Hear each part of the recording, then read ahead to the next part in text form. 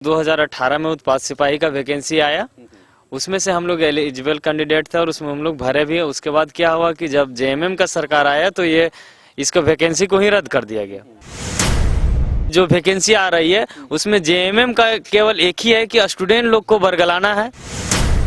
सरकार भी ठीक से देख नहीं पा रही है और अफसरशाही तो यहाँ पूरी हावी हो गया सरकार पे। अपना जो पद का पावर दिखा के जैसे तैसे आदमी को बरगला रहे हैं। हम लोग को ये लग रहा है कि इसका जेएमएम सरकार को नियुक्ति देने का ही साफ नियत नहीं है। बिल्कुल स्टूडेंट के साथ धोखा किया जा रहा है।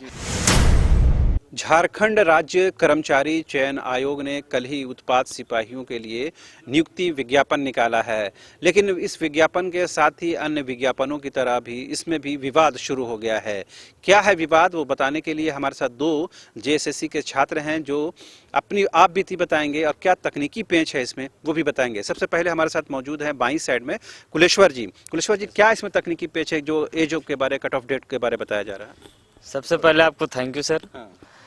मामला ये है कि हम लोग 2018 में उत्पाद सिपाही का वैकेंसी आया, उसमें से हम लोग एलिजिबल कैंडिडेट थे और उसमें हम लोग भरे भी। उसके बाद क्या हुआ कि जब जेएमएम का सरकार आया तो ये इसका वैकेंसी को ही रद्द कर दिया गया। एग्जाम भी हुआ और वैकेंसी को रद्द कर दिया गया। उसके बाद फिर से ये वैकेंसी आया। उसके बाद ये क्या किया है कि जो सबका एज है, ठीक है, जनरल का रखा गया 25 वर्ष, ओबीसी का 27 वर्ष, एसटी एससी का 30 वर्ष और महिला का 28 वर्ष। तो इसमें से बात यह है कि जो कैंडिडेट मिनिमम एज रखा है वो 18 साल का। तो मिनिमम एज में क्या किया है कि जो लड़का का अभी 17.5 साल भी हो रहा है वो भी भर देगा फॉर्म। ये है कि अगस्त, ये जो है मैक्सिमम कटअप जो एज का रखा वो अगस्त तक का रखा, 1 अगस्त 2022 ले गया। और जो लड़का का एक्चुअली अगर यदि 27 साल उसका अभी नहीं भी हुआ, 26.5 साल हो रहा है, वो भी फॉर्म को नहीं भर पाएगा क्योंकि 1 अगस्त से काउंट होगा। जबकि विज्ञापन में हम लोग का कहना है कि विज्ञापन अगर यदि आज का आया तो कम से कम आज का कट ऑफ होना चाहिए एज का। हमारे साथ दाहिनी तरफ बैठे हुए हैं अभिमन्यु जी। क्या लगता है ये जो कट ऑफ डेट है उसमें बहुत सारे छात्र जो तैयारी करते हुए एलिजिबल होते हुए बाहर हो गए हैं? हाँ, ये बिल्कुल सही है कि बहुत सारे लड़के जो पिछले बार एग्जाम दिए थे जिसके उसका होने का भी कुछ चांसेस वगैरह था, लेकिन वो सरकार आई, नई सरकार आई तो उसको रद्द कर दी। अब उससे क्या हुआ कि अब जो नया आया है नोटिफिकेशन, उसमें कट ऑफ डेट हो गया 1/8/2022। उससे क्या होगा कि जो लड़का अभी 18 साल का हुआ भी नहीं है लेकिन वो भी अपना उसका एज बढ़ के 18 सालों के फॉर्म भर देगा। और जो 30 वर्ष किया गया है वो एक्चुअल में अभी आना चाहिए ना, वो बहुत पहले का चला गया, 8 महीने पहले चला गया, 6 महीने पहले। तो उससे बहुत सारी परेशानियां भी आएंगी। बहुत सारे लड़के जो हैं जो तैयारी कर रहे थे जिसका उसके साथ विश्वासघात हुआ है, तो ये इसको सुधारना चाहिए। इसको जो कट ऑफ डेट है उसको कम से कम नीचे लाए और जो पहले फॉर्म डाले थे उसको फिर से चांस दिया जाए। कुलेश्वर जी, क्या लगता है आप जो अभी जो 1 अगस्त और 2022 का कट ऑफ डेट है उसके अकॉर्डिंग आप एलिजिबल हो पाएंगे? नहीं, इसके अकॉर्डिंग हम एलिजिबल नहीं हो पा रहे। और अभी अगर यदि देखा जाए तो अभी हम 26.5 के एज में हैं और लेकिन फिर भी हम ये फॉर्म को नहीं भर पा रहे क्योंकि अगस्त का काउंट करते तो अगस्त में मेरा वो चला जा रहा 27 साल 24 दिन।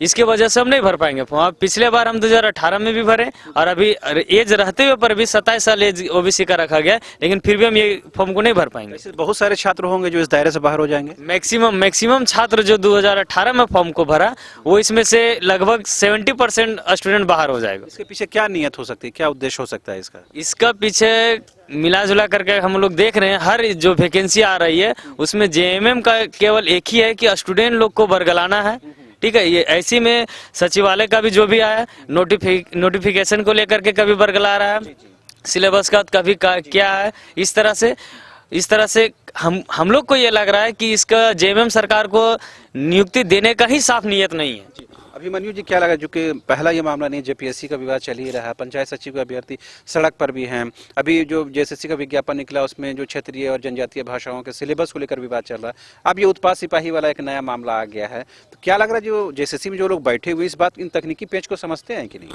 हमको तो लग रहा है कि वो सब समझ ही नहीं रहे हैं कुछ, वो सब सिर्फ खाली अपना अफसरशाही दिखा रहे हैं। वो सबके पूरा यहाँ के बारे में नॉलेज ही नहीं है, सिर्फ अपना रोल का, अपना जो पद का पावर दिखा के जैसे तैसे आदमी को बरगला रहे हैं, और सरकार को भी बहला फुसला के रखे हुए हैं। सरकार भी ठीक से देख नहीं पा रही है, और अफसरशाही तो यहाँ पूरा पूरी हावी हो गया सरकार पे।